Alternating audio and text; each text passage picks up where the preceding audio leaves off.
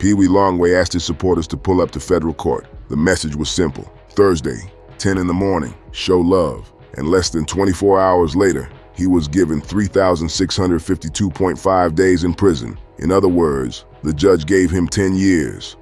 From one of the most unique and energetic rappers to come out of ATL, working with the likes of Young Thug, Young Scooter, Nipsey Hussle, and more, all of the connections and talent has to take the back burner to federal prison. But here is the part a lot of people are going to miss. 10 years sounds heavy when you hear it online, but inside federal court, 10 years was actually the low number. According to the defense paperwork, the guideline range was 235 to 293 months. That is almost 20 years to more than 24 years. The government agreed to recommend no more than 168 months. That is 14 years. And Peewee's own defense team asked the judge for 120 months. That is 10 years. So when the judge handed down 10 years, fans saw a long sentence. But the courtroom math was different. In that courtroom, 10 years was the mercy number. And that is what makes this story bigger than just another rapper getting sentenced. Because Peewee walked into court with supporters behind him, letters written for him, a statement ready from him, and a life story his lawyers wanted the judge to understand. But the feds walked in with paperwork too. Wiretaps, surveillance, a drug conspiracy, a firearm count, a heavy box, and a case that prosecutors had been building long before sentencing day. So the real question is this: how did Peewee Longway, one of Atlanta's most respected underground rap figures, end up in federal court, where 10 years became the best case outcome? Let's break down what happened in court, what he pleaded guilty to, what the feds said they had, and why the judge still gave him 10 years. Peewee Longway, whose legal name is Quincy Williams, was sentenced in the Northern District of Georgia. According to the official judgment, he pleaded guilty to 2 counts. Count 1 was conspiracy to possess with intent to distribute a controlled substance. Count 5 was possession of a firearm by a convicted felon. The judge sentenced him to 120 months on count 1 and 120 months on count 5, but those sentences run at the same time. That means the total sentence is 10 years. The court also recommended that he serve his time in a Bureau of Prisons facility as close as possible to Atlanta, Georgia. That part matters, because when somebody is doing federal time, location matters. Family visits matter. Being close to home matters. And after prison, this still does not fully end.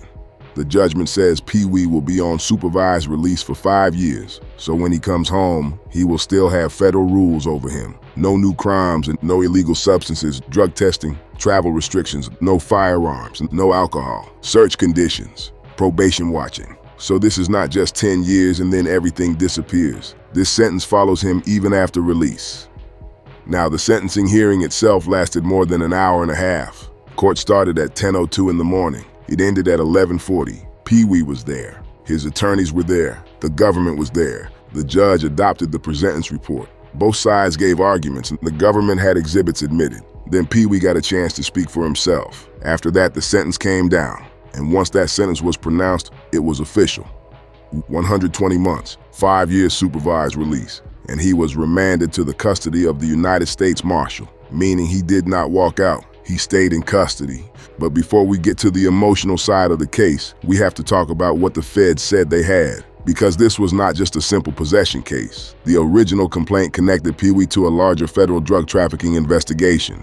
Agents said they had been investigating what they called the Cortez DTO since May of 2023. The paperwork says investigators used wiretaps, electronic surveillance, vehicle tracking, and intercepted communications. And the main allegation tied to Peewee came from July of 2024. According to the complaint, agents intercepted a call between Cortez and Williams. In that call, the feds said coded language was being used. The agent interpreted shoes as cocaine and windows as methamphetamine. The paperwork says the conversation was interpreted as Peewee trying to get cocaine and 20 kilograms of methamphetamine from the organization. Then came the surveillance. Agents said they watched a heavy box get dropped off at Cortez's residence. About an hour later, they said a Toyota Camry pulled up. Agents said Peewee got out of the back seat, walked to the front door, and then came back with that same heavy box. They said he placed it into the trunk of the Camry. And based on the wiretap, the surveillance, and the investigation, the agent wrote that he believed that box contained the 20 kilograms of methamphetamine discussed on the call. That is the part that made this case so serious. Because federal court is not moving off internet rumors. They are moving off what they say are calls, coded conversations, surveillance, and a box they believe tied back to a major drug transaction. That is why this case was never small. The government also filed a motion for detention early on. They said the case involved a drug offense carrying a maximum term of 10 years or more. They said there was a serious risk that he would flee, and they argued there were no conditions of release that would reasonably assure his appearance or the safety of the community. So from the start, the government was treating this like a serious federal case, but the defense had another side of the story, not denying that the case was serious, but trying to make sure the judge did not only see the charges, they wanted the judge to see the man. The defense memo painted a picture of Quincy Williams before the case. Born in Southeast Atlanta, raised by a single mother, growing up in Jonesboro South apartments, around poverty, violence, limited opportunity, underfunded schools, but also church, family, music, and a mother who, according to the defense, did everything she could to keep shoes on her children's feet and clothes on their backs. They said he played guitar in the church choir, loved music early, graduated from South Atlanta High School, and eventually found himself in the studio with friends who would become some of the biggest names in Atlanta rap. The paperwork mentions Young Thug, Gucci Mane, Young Scooter, Waka Flocka, Migos, Young Dolph, Metro Boomin, Travis Scott, Shy Glizzy, that whole Atlanta era. And the defense described Peewee as a connector, somebody who helped bring artists, producers, and labels together. That is why people in Atlanta talk about Peewee differently. He was not just a rapper with songs online. He was one of those figures behind the scenes that other artists respected. Your favorite rapper's favorite rapper. But federal court does not sentence a person based on street respect or cultural influence. So the defense had to connect his life story to why the judge should show mercy. They talked about his family, his daughters, his music, his community, his role as someone people leaned on. And then they talked about loss. According to the defense memo, Peewee's mother died on February 14th, 2024. He was with his daughters buying Valentine's Day gifts to bring to her in the hospital when he got the news. The defense said her death broke him down. They said he fell into depression and substance abuse. They said he described that time as a blackout. Then while he was already locked up, his brother Lee was shot and killed, and Peewee could not attend the funeral. That is a heavy detail, because one of the hardest parts of being incarcerated is life does not stop outside. People still pass away, kids still grow up, families still struggle, and you cannot be there the way you want to be. The defense said what hurt him most was not being able to take care of his brother's kids. They said he wanted to be a father figure in their lives, but could not do it from behind bars. That was the emotional argument. The defense was basically saying, yes, he made mistakes, but he is not just a mistake. He is a father, a brother, a son, a provider, a person who suffered losses and wants to change, and the letters of support back that up. Family members wrote for him. People in the music industry wrote for him. His manager wrote for him. His former fiance wrote for him. His sister wrote for him. But the most emotional letter came from his daughter. She wrote that to the world. People may know him in different ways, but to her, he is simply her dad. She said she misses him very much. She said she misses him cooking breakfast on Saturdays. She said she misses seeing him at her games. And she says she misses knowing that no matter what, he was always one call away. That line hits because it takes the whole case out of court language. Not counts, not guidelines, not drug weights, not federal statutes. Just a daughter saying she misses her father being one call away. That is what the defense wanted the judge to feel. But the judge still had to weigh that against the paperwork. And the defense also made a fairness argument. They said Peewee was originally tied to a larger case with multiple co-defendants connected to the Cortez DTO. They included a hierarchy chart in the sentencing memo.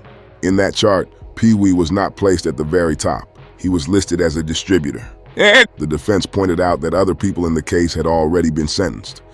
Francisco Cortez Camargo got 188 months. Luis Montoya Villagomez got 120 months, plus 5 years supervised release. Melvin Harrell got 120 months, plus 5 years supervised release. The defense argued Peewee was most similarly situated to Melvin Harrell, and they also pointed out that Montoya Villagomez, who they described as second in command in the DTO, also received 120 months.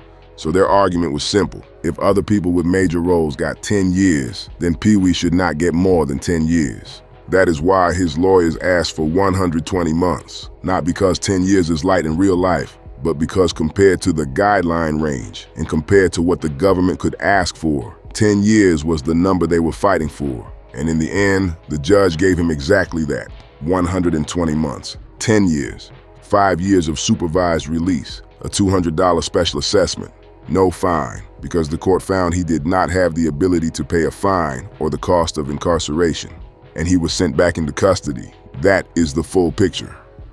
Peewee walked into court after asking people to show support. The courtroom heard the legal arguments. The judge reviewed the report. The government had exhibits admitted.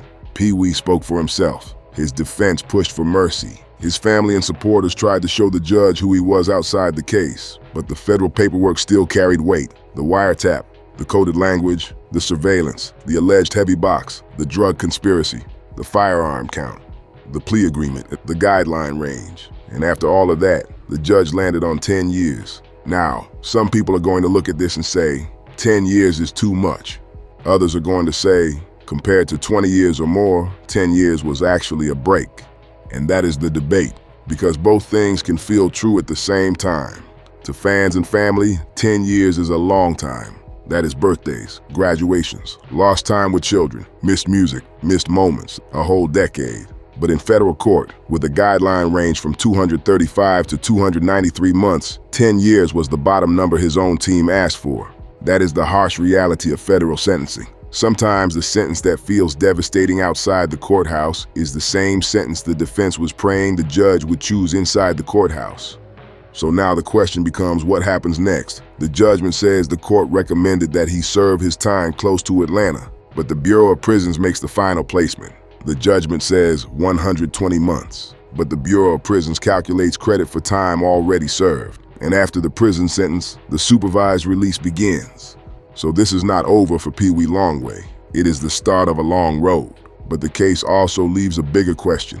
Was 10 years fair because of the federal evidence? Or should the judge have looked harder at his role, his losses, his family, his age, and the fact that other defendants received similar time? That is the part people are going to argue about. Because Peewee Longway is not just a name in a court file. He is a father, a known Atlanta figure, a rapper respected by other rappers, a man whose daughter told the judge she missed breakfast on Saturdays and seeing him at her games. But he is also someone who stood in federal court and pleaded guilty to serious charges. And on July 9th, the judge made the final call. 10 years. Drop your thoughts below.